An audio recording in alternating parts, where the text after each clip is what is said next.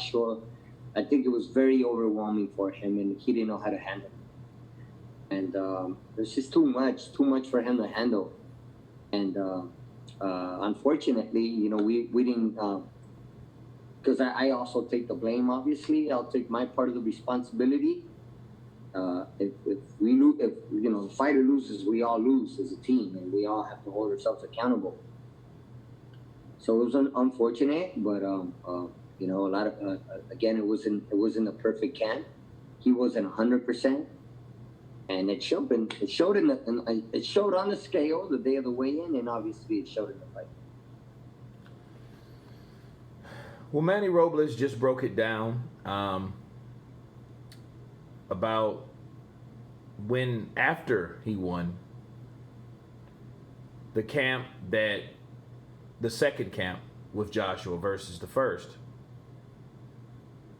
it was like night and day, obviously. I don't know how long you guys, if you guys have listened to my videos, when Andy Ruiz supposed to start training, I questioned myself. And I had an inkling of suspicion that, like, dude, Andy ain't what people think he is. Where the hell is he? Because Manny was saying this then.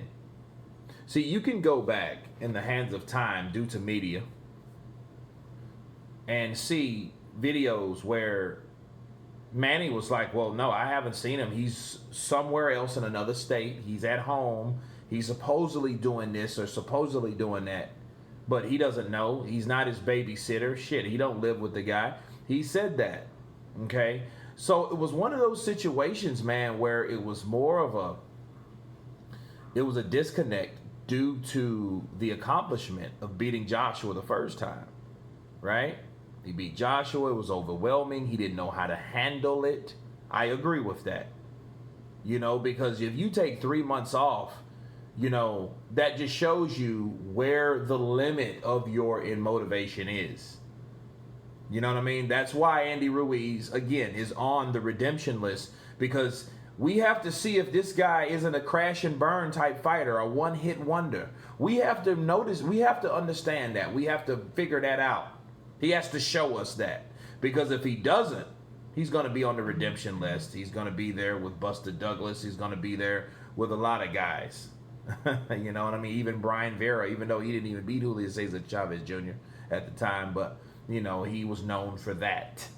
You know what I mean? A lot of people, you know, beat those guys and then they don't do anything else after that.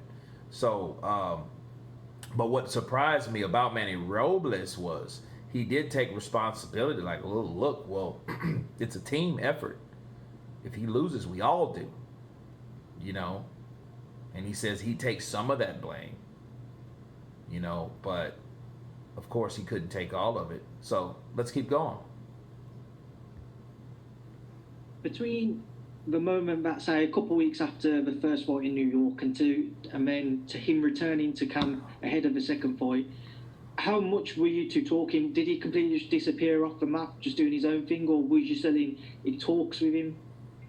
Yeah, well, I did see him on a couple of occasions. Obviously, we visited the president of Mexico together, and you know, maybe a couple more times at the when he had his parade in his hometown. I was invited to that, and I was invited to other type of events, but that's not my cup of tea, man. I mean, my thing is to be in the gym and. So. Manny explains the disconnect, and that's what I want to talk to you guys about. When you're talking about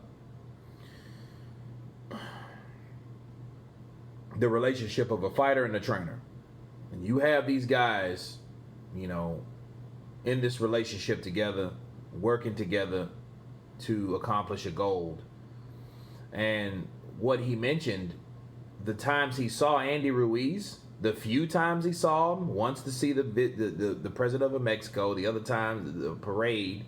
Okay, well, shit, another time, well, does that other time count? Do you actually in the gym? 2 out of 3, they say ain't bad, but in this case it is, because the times he saw Manny Robles, it had nothing to do with his preparation of getting him prepared for Joshua. Okay, this was all like extra, PR stuff that had nothing to do with him at all. Nothing. Nothing to do with the progression to keep Andy Ruiz the first unified champion. By the way, Anthony Joshua wasn't an undisputed. He was unified, to be fair to Counterpunch, Manny Robles, just so everyone will know, because, we're going as we go. But we have to Counterpunch, rightfully so. But let's go ahead. Work, get my boxers ready. So I try to show up to a couple of those events, but outside of that, that was it. And I didn't see him. Like I said, I didn't see him for a little while. It was 3 months of not training, really not doing anything at all. I mean, I don't know. I mean, his head was in the wrong place. Because I figured when you lose that world, when you win that world title, what you want to do is you want to get right back in the gym and defend what's yours. You know what I mean? That wasn't him. He'll tell you. I'm not telling you anything you don't already know. You know what I mean? And it's unfortunate. Hopefully. So, Manny Robles just breaks it down. The 3 months of inactivity, the constant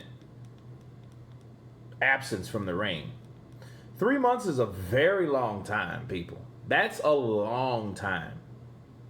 You can become, in 3 months, you can be in any type of shape, especially if you don't do anything for 3 months and you party for 3 months. Damn. So June, July, August, and as I can remember, I think it was the beginning of September when he actually started training, when he actually decided to show up at Manny Robles' gym. I think it was sometime like the first week in September. So September, October, November, where he could have, and he should have been in there a long time beforehand, right? So I think it was one of those situations. But that just shows you the level of motivation that he was at was slim to none, So, but anyway, let's continue. Run and grow, and like I said, you learn more from your defeats than you do from your wins, and you become a better man, more than anything, a better man, and a better boxer, better fighter. So let's touch on that week in Saudi, when you flew out there and you mentioned the scales. Was you surprised at all that he did come in so heavy? I knew about it, obviously, prior to him. I was very embarrassed. I was embarrassed, super embarrassed. I was like embarrassed, ashamed. But I did everything. Honest to God, I did everything I could. I did everything I could to convince him, to get him on the right track. But again, it's up to the fighter. I did the best I could. The team, the people around him, we all did the best we could. His father did the best he could, but it wasn't enough.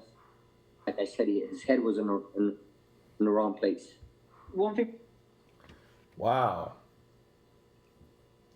This is the first time I heard Manny say what he said, but he said he was embarrassed of Andy Ruiz. He was embarrassed.